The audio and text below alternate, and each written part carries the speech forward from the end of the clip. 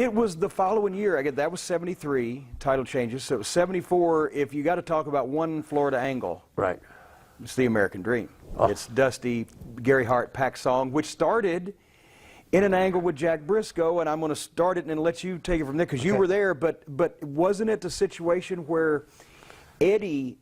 They always say, let the people call it. Let the people want to be a guy to turn babyface or want something to happen before you do it and then do it. Well, Eddie was so smart that he was able to see Dusty and see the charisma he had and put him in a position where the people on their own would start calling for it, and then he gave them the finish earlier, right? He gave them his finish, and it was their own idea. It was the people's idea for Dusty Rhodes to be a babyface because he led them down that path, and part of it was Dusty able to last with Jack Briscoe, and then Gary Hart's got upset about it. And how did they go into the thing from there, and what do you remember about it? Okay, now, the only time I've ever, it was not like Dusty's, but you remember when Steiner turned babyface, the people wanted him to be babyface, okay? It got to be that everything that Eddie orchestrated was, like you said, the people demanding him to be babyface. I'd never seen anything like it in my life. But now he goes through with Jack Briscoe on TV. They did that thing on TV, That's remember? right, time limit draw. He goes to the time limit draw with the Golden Child, right? And then Gary gets involved in it. You know what I'm saying? That was Gary pushing him around. And then Mike came out, and Dusty saved Mike because Pac Song went to go to do the chop, and Dusty jumped in front of Mike, and Pac Song sacrificed himself. You got it. You got it. Yeah. Dusty loved that too. He used that spot for years afterwards. I loved it. And you know what was crazy about it? You know, we all know Dust, right? And I love him. But you know the stories they'll tell you about people hawking tickets, scalping tickets in Miami and every place around? That was true. I saw it. Everything was sold out. This is 74, right? Yeah. This is 74. I saw people selling tickets for $200, buying tickets in 74. He was so over. I mean, he was like a rock star. But he had, you know, I always mention, you know, there's only a few great managers. Of course, you're one of them, and Gary. Gary was fantastic. Gary was fantastic. And with the foreign menace, Pac Song Nam, the evil Pac Song Nam. We're just leaving Vietnam with our ass kicked, right? And now they were hot. Big national embarrassment. Here's this giant Pac Song Nam Vietnamese with the glandular disease and the huge face.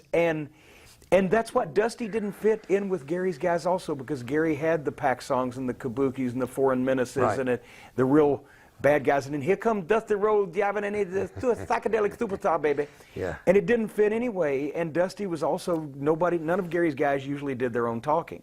Yeah. And then Dusty comes and starts doing the promo, so it was almost made he doesn't fit. And the people are screaming, this doesn't fit, this doesn't fit. He's the American Dream, and he's tag team partners with a Vietnamese guy. But the thing about Pac Song that everybody forgets, I'm sure you've seen the tapes, Jimmy. You know, we've seen guys like Toro Tanaka break the bricks. Yeah. He was breaking stones. He was a legit deal. You know, like a river stone, he'd break that in half. So people bought in that he was Pac Song Nam, you know what I mean? And that angle, actually that angle ended my run because Mike went with Dusty and I went off into New York, you know what I mean? And you went. Yeah, and I went.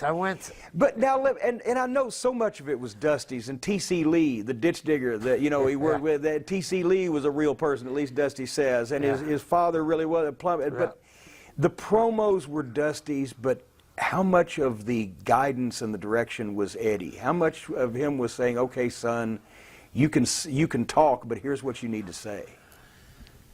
Or did he just open the door for him and let him just... Well, he opened the door for him and let him just do it. Yeah. But if Eddie wanted something specifically in there, he would give him guidelines. You know what I mean? He'd say, okay, everything you're doing is right on. But is there a way you can, without coming out and overtly saying this, can you say that you're not going to pull out like we did in Vietnam? You know what I mean? Yeah, He let him think that. You know, so he gave Dusty something to think about. But I mean, you know, it was such. I mean, I can remember when he turned. Okay, the first time him and Mike were on TV, they did a Pac song, and they were gonna wrestle on TV, right? Yeah. And they went off the air immediately. I was downtown in Tampa, and you could hear the television stations like it was someone preaching on the radio. Gordon Soley's voice was all over. I mean, I was going, what the hell is this? I mean, that was such, I don't think, you know, in my life I ever saw that intensity of anything. I mean, it boomed. I mean, it was, okay, well, they were doing big money, but now they're scalping tickets. You know what I mean? And one turn. And even Dusty and all great men and great performers do have egos, but even Dusty wasn't about to say, no, Eddie, I don't think I ought to do that. It's not right for me, baby. No, he was going to do whatever. Yeah. And I had friends, you know, because that's just at that point in time when I was really starting to trade programs and magazines and things back and forth. And I had friends in Florida say, you've never seen anything like this. You've never seen anything like this.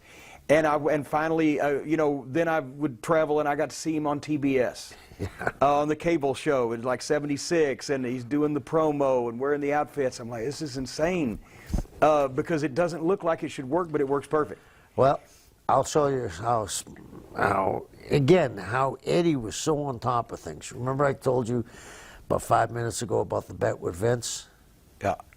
He didn't want Vince to flop, so he suggested Superstar and Dusty in the bull rope.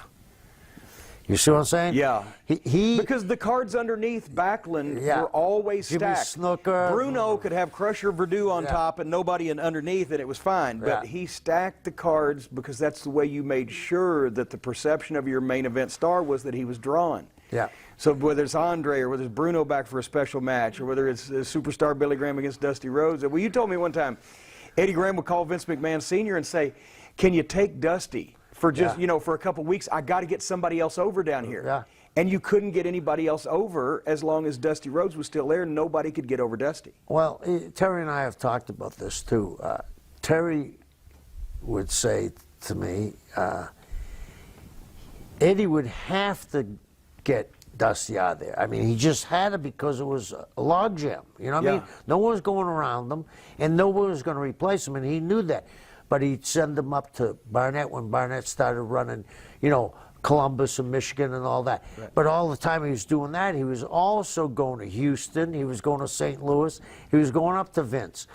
And then Eddie would try to get some guys over, and they would do fairly well, you know.